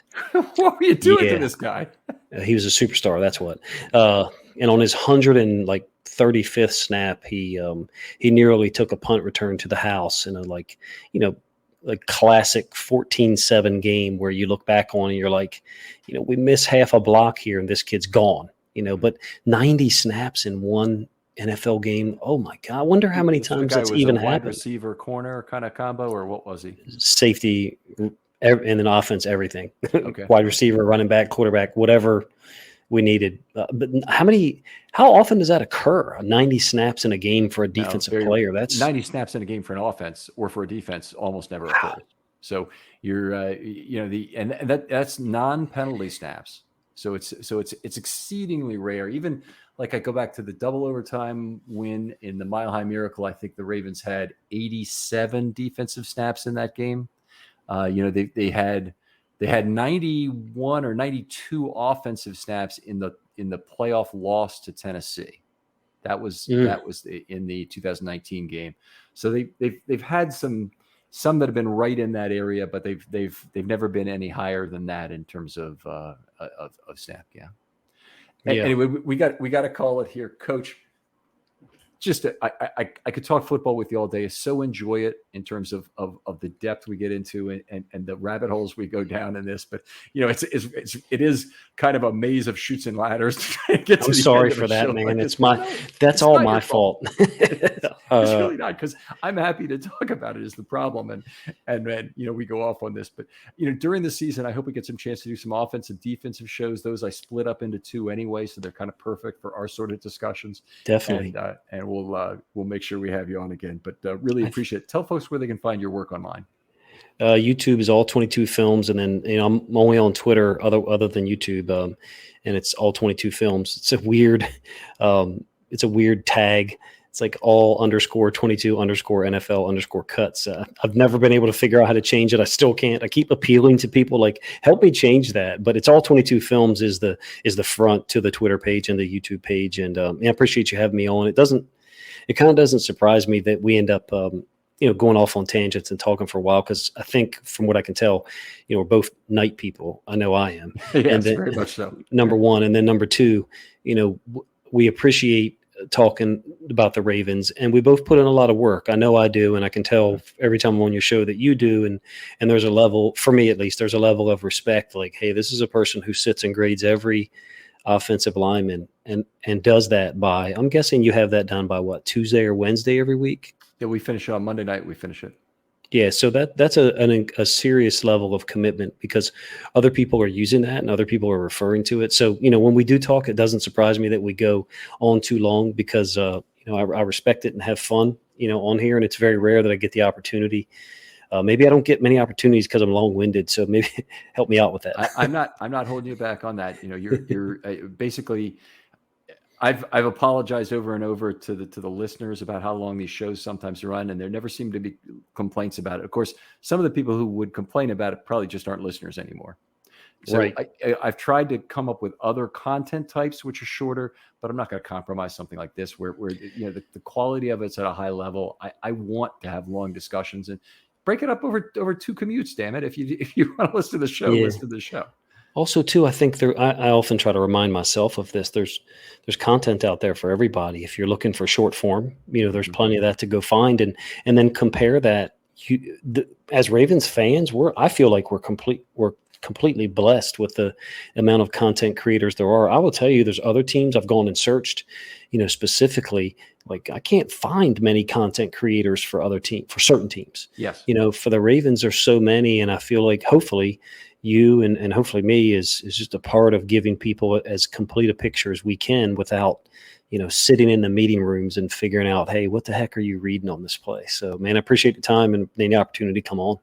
All right. Outstanding. Other folks out there, if you'd like to be on a film study short this offseason, there's still time. It's July, kind of a perfect time to hit me up with your idea. DMs are always open on Twitter. If you've got even the kernel of an idea, happy to discuss it with you, see if we can come up with a show that really makes sense, and we'll get it recorded really quickly, get it turned around, because camp is starting pretty soon. Coach, always great to have you on. Thanks again. Yeah, man, I appreciate it. It was fun. My wife is going to be, cursing me in the morning when I'm tired, but it just means a second set of coffee, drink of coffee tomorrow. So, man, appreciate the time. All right. Have the second cup of coffee on me, and we'll talk to you next time on Film Study.